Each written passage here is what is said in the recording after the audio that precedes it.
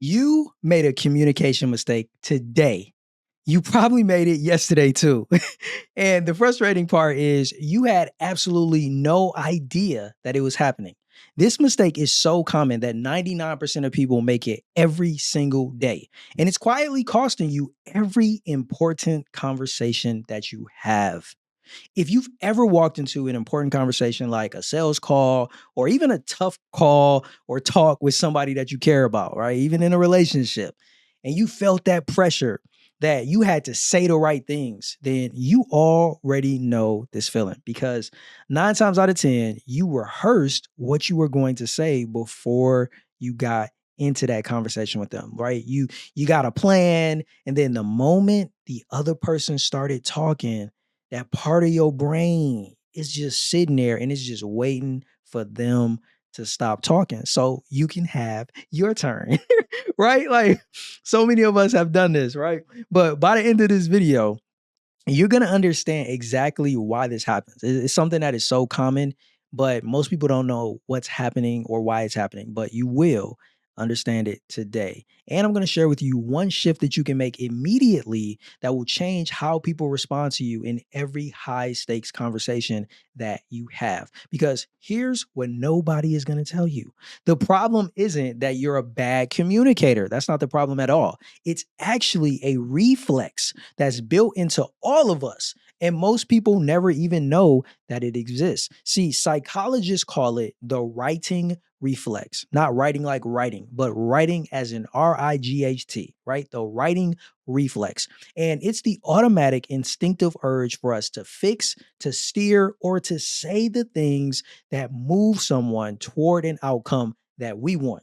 It's the thing that when you're in a conversation, you are trying to navigate that person to the thing, the outcome that you want, right? That's the thing that we are all trying to do. But see, it's coming from a genuinely good place, right? It's not something that may on the surface seem selfish, but it's not, right? It's coming from a place where you genuinely want to help somebody out. But unfortunately, it's something that is going to often backfire on us almost every single time, right? I learned this the hard way. I remember personally when I used to spend like so much time preparing for sales calls, and I was preparing for them like I was going into battle. I was reading the books, I was watching the videos, I was listening to the audios at the gym, and I had an offer that I believed in, right? So like I'm going in prepared to sell them something that I know is going to be valuable to them. But you know what else I showed up with, right? I showed up with a script and I showed up with a plan that I had to get them through each of these stages. That's the way I was approaching it. And you may have already guessed this. I did not always close the sale, no matter how prepared I felt I was, no matter how many times I rehearsed and I practiced my script, no matter how much I had worked on that plan. And it wasn't because my offer was bad, but it was because I was so focused on what I needed to say that I wasn't actually present in the moment with the person that was in front of me. The moment I stopped trying to just say the right things and I shifted my focus and I honestly shifted my entire approach where I just started asking more questions and I started to genuinely listen to the person that I was having a conversation with. It wasn't just about, oh man, like, are they qualified? And, is my offer the right fit? And are they ready to buy? It became, let me really just sit back and like get to know them. Like if there was no offer on the table and it's just two humans having a conversation, let me just genuinely listen to them. And when I started to do that, that is when everything changed for me. It didn't have anything to do with me becoming a better communicator, but because people finally felt like I was actually there for them and I was actually there with them present in the moment, that that's when they realized that, yo, this guy, he isn't just here for the outcome. He isn't just here to close another sale. And what I learned from that experience was that people, they don't connect with you because you like impress them or they just are just so blown away by you, right? They connect with you because you make them feel heard. You make them feel seen.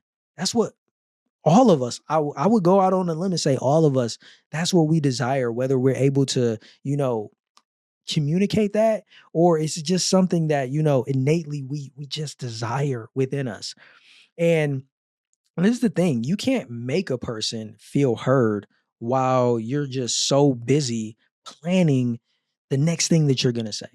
When that's all you care about, you're not present in that moment. So I just want to leave you with this. Before your next important conversation, there's something I want you to try. Instead of preparing what you're going to say beforehand and coming with a script, I want you to go into that situation, that conversation, more curious. Get curious about what that person actually needs from you. Stay present with them in the moment and ask one question, just one, right?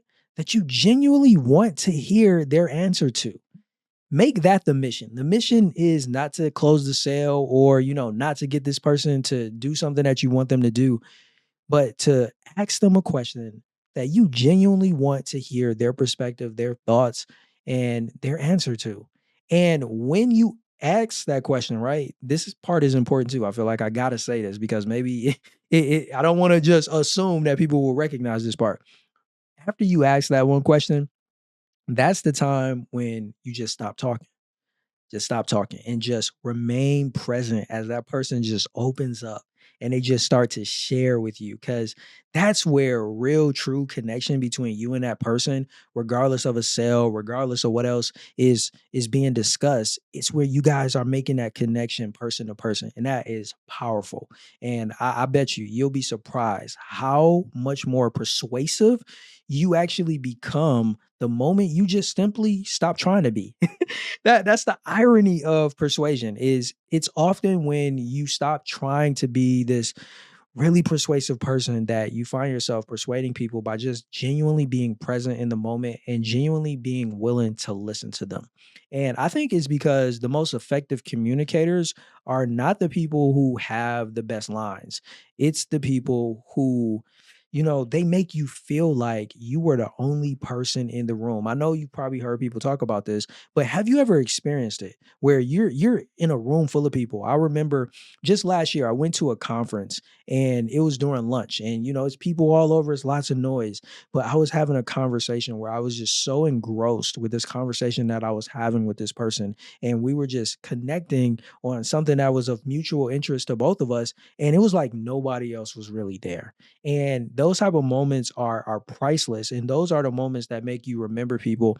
Those are the moments that maybe somebody doesn't buy from you now, but they remember that conversation. They remember that question you asked. They remember how you made them feel. And maybe in the future they do work with you, maybe they don't, but you made a connection. And that is just, I feel like that sometimes is more powerful than closing the sale or landing another client. So here's the thing. I want to invite you to go a little bit deeper if you're ready. I know we went kind of deep. I introduced a new concept that maybe you hadn't heard about, that writing reflex.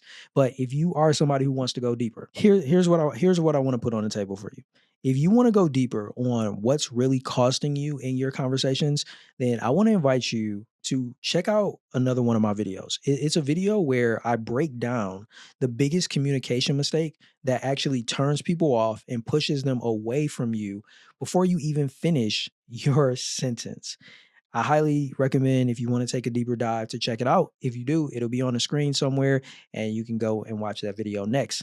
Until then, I'm Jay. I'll catch you in the next one. Stay blessed.